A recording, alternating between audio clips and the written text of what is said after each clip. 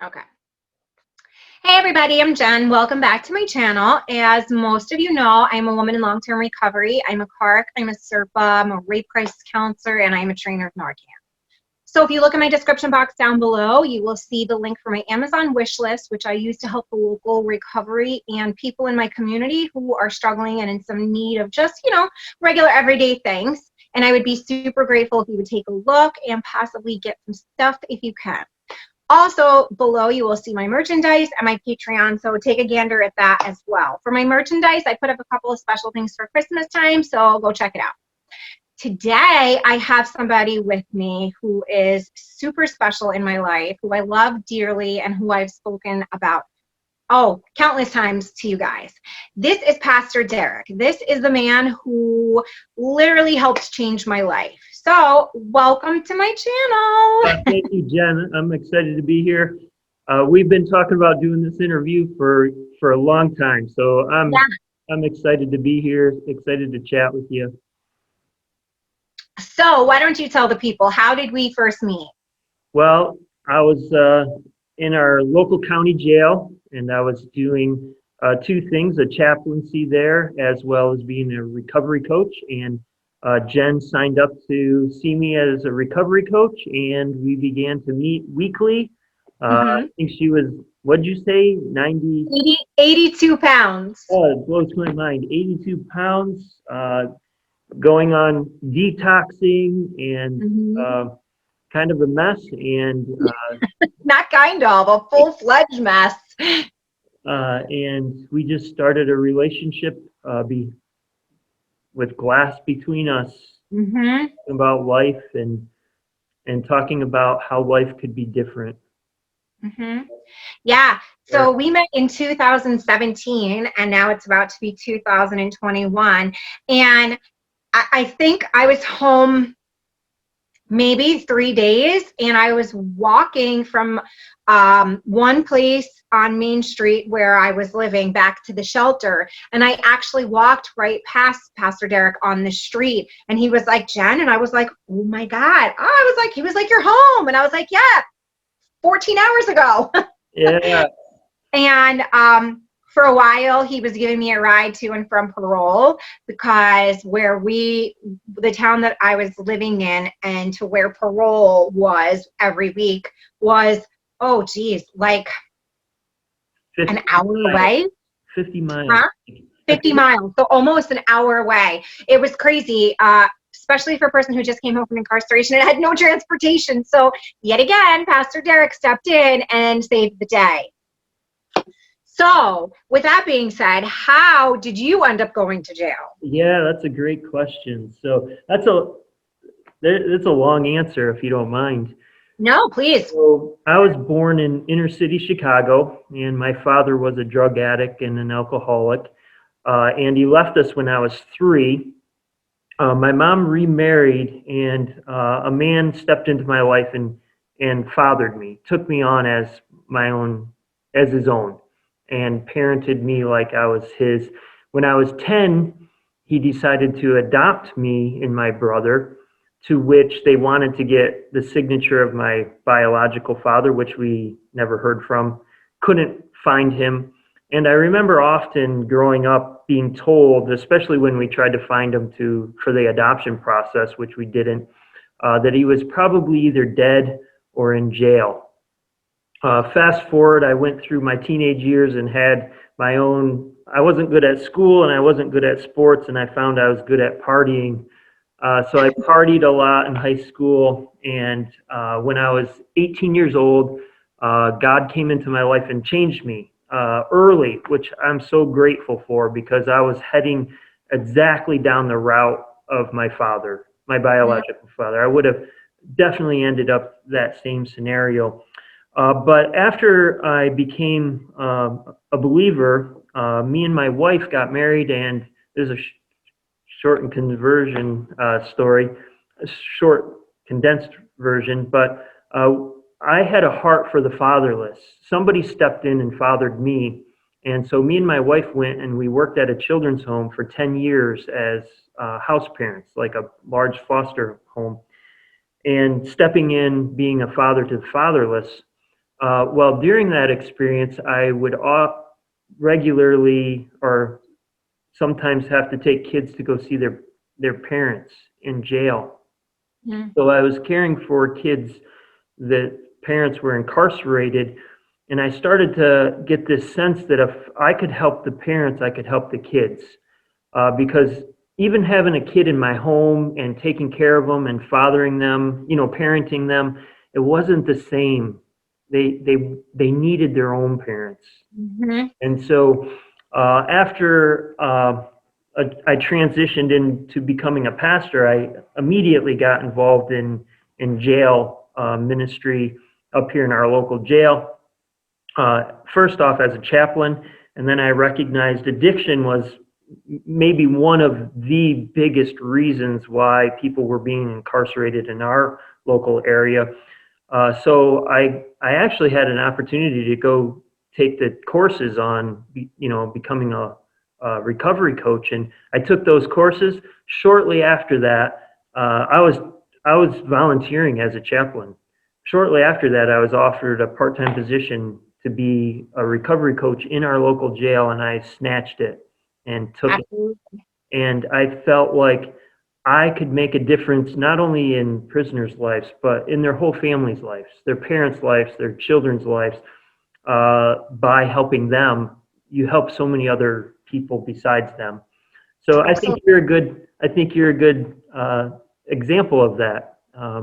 Making not And that brings up a good point that I want to say, like how you said that it transfers down into the family. So ironically, and I don't think Derek or I would have ever thought this, but now I'm home and living my best life and whatnot. And Bella, my daughter, attends a Zoom program for the library. It just so happens that Pastor Derek's wife, Heather, is the executive director for our library here in our town. And his wife teaches my daughter. nice. So it's just amazing how it's full circle. It goes all the way around. If you would have told me 4 years ago when Derek and I were in jail together, if his wife would be interacting with my daughter, I'd be like, that's never going to happen. But guess what? Here it is happening, and they're both very fond of each other, and it just blows my mind. It just goes to show, like, what is it, like 7th-degree connection or whatever that saying is, like somehow, some way we're all connected, and it really just shows that. Yeah, that's awesome. I think that's just I love that. I love the fact that, like, Heather says to me, like, she casually one day said, "Oh, Bella, blah, blah, blah, blah, blah." And I was like, my daughter Bella? And she was like, "Yeah." And I was like, "No way." And then Bella was like, "Mommy, do you know who Heather is?" And I was like, Heather who? And she's like, Heather from the library. And I'm like, matter of fact, I absolutely do. Yeah, So it's just great. Yeah, that is very cool. Yeah. So I know you and I were discussing things about prison and prison reform and jails and stuff, and you had some statistics you were going to share with us. Yeah, so once I got involved in, our local jail, I've also been to other jails, like Attica. I used to work at a children's home where I'd take kids to go to their kind of like their version of Scared Straight. Wow, was that intense, Jen? Attica State Prison, the prison in New York State that has had the largest prison riot in prison history. 2,000 plus prisoners took over the prison for 7 days. It's incredible. But I've been there. What was the question? I just got lost in some kind of long. What do you feel about the statistics that you have?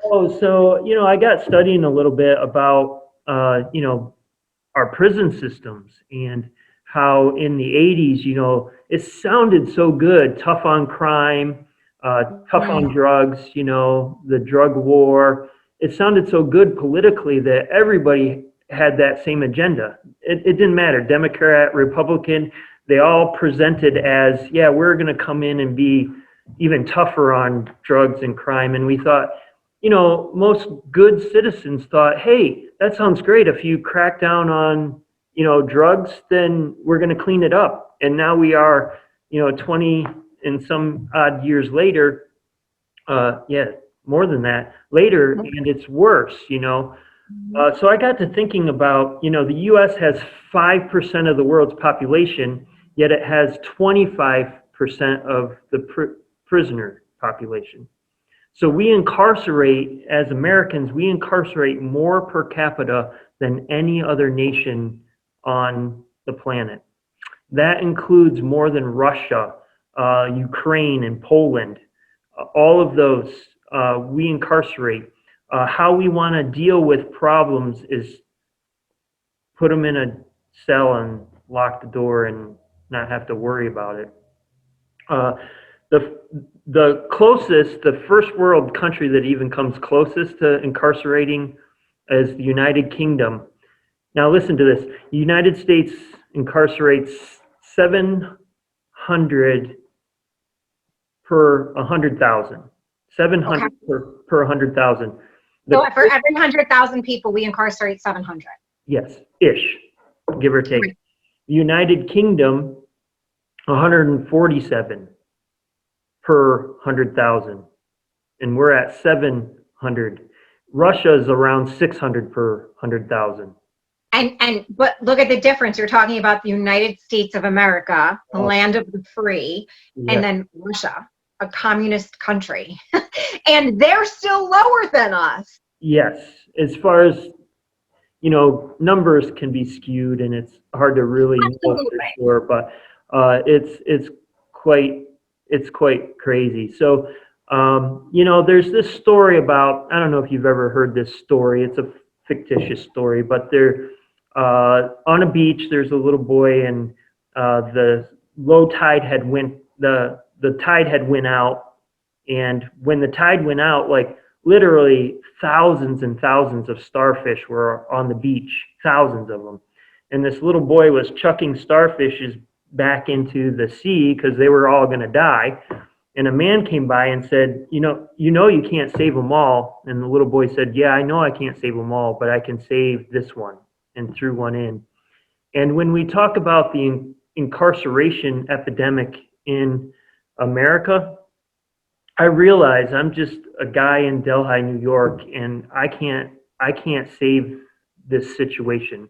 Politically, I don't have power to do anything about anything, but what I can do is I can help a few people get out of that cycle. So, that's why I do the chaplaincy, which includes, doing services. Well, the joke in my church is that I'm a pastor that can't seem to stay out of jail.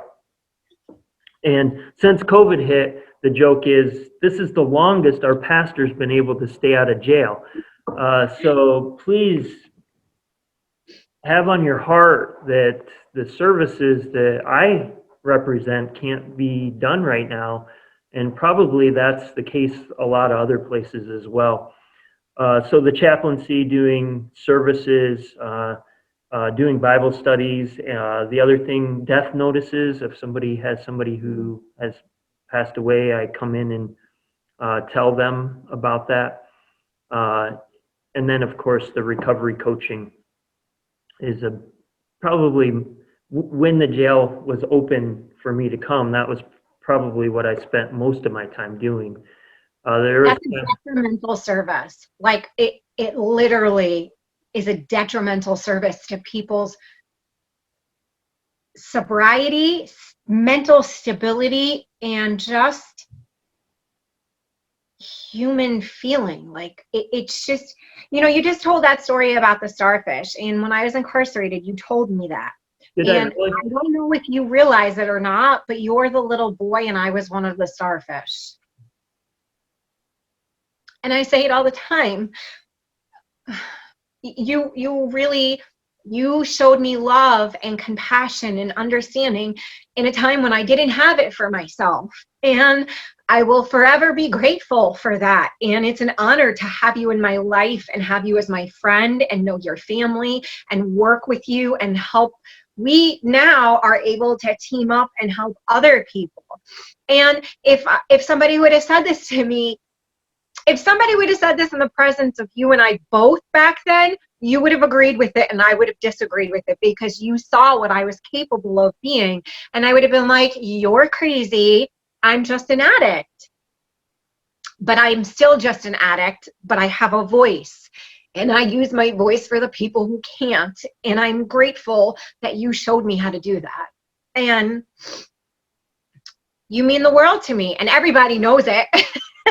I sing your praises constantly. And whether you're religious or not, we all have a faith in something in this world. And for me, it's by the grace of my God that people like you were brought into my life and that I made it out to the other side.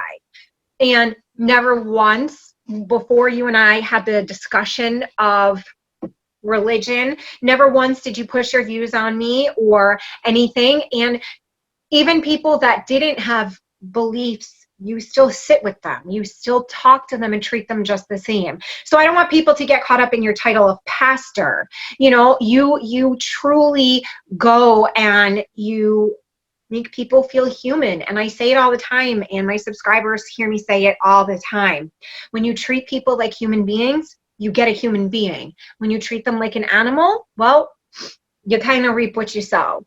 And you are one of the people that came in and treated us all like human beings and all equal and showed us love. And I don't think there will ever be a time in my life where I will not be grateful to you, ever. So thank you. You are welcome. The privilege is mine. Yeah, that's a lot to take in. I just treat people like I view people. If you look for the worst in somebody, you'll find it. But if you look for the best in somebody, you'll also find that. And I just believe down in my soul that every human being has dignity, that has the image bearer, that, you know, from my perspective, my vantage point, they bear the image of God, and you just got to find that image bearing. Me and Jen connected really early on. She's a reader, I'm a reader. We connected not only talking about recovery issues and how it would look to have your life be different, but we connected on, we basically had jail.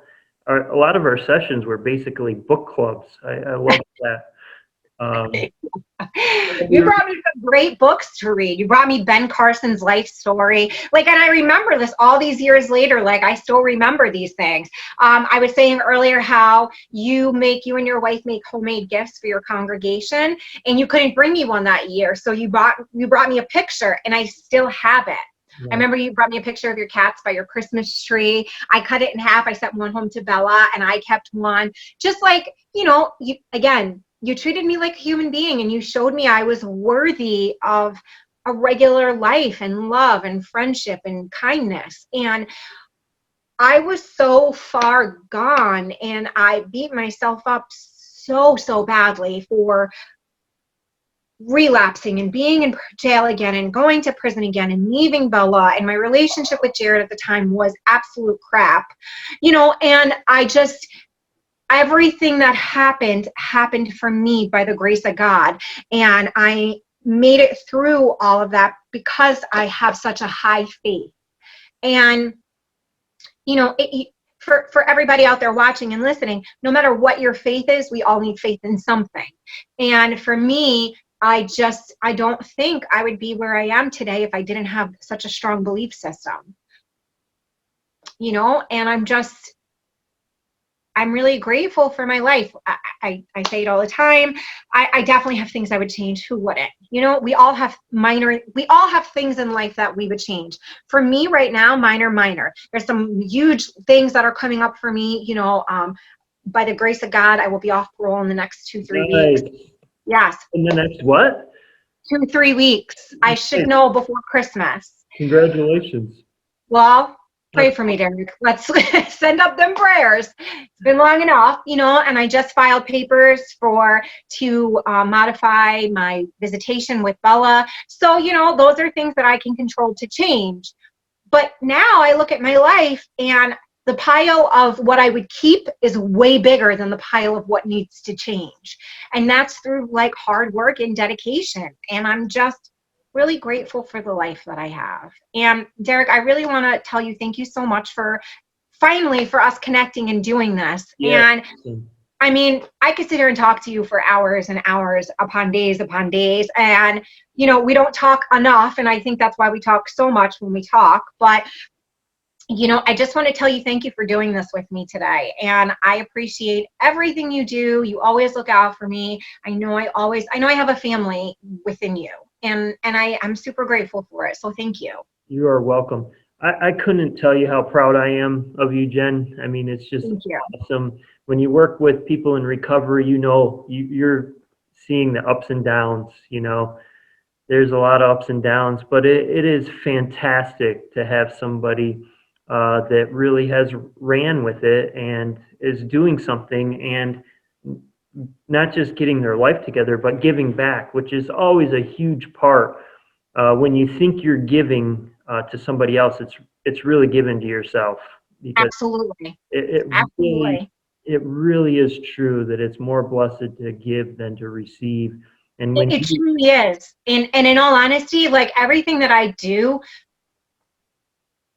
I do it because I remember what it's like to be there, but it's like my calling in life. It's my passion in life. And it keeps me sober. And, I remember what it was like to be in that jail cell. I remember what it was like to be that addict, like with no electricity. Like at one point in time, Jared and I had a generator because we couldn't even pay our power bill.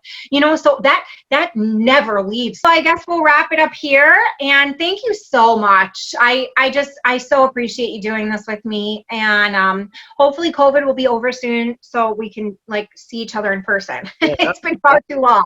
that would be pretty cool. Yeah. As I told you, we have a gift for you, because this year's Christmas gift to all the congregation, one of them's definitely going your way. So Thank you so much. I'll send it with my wife at the library. Yes, and then I get an excuse to go see her. Yeah, I love the plug for the library, because Yeah, absolutely. I'll link their Facebook page below. nice.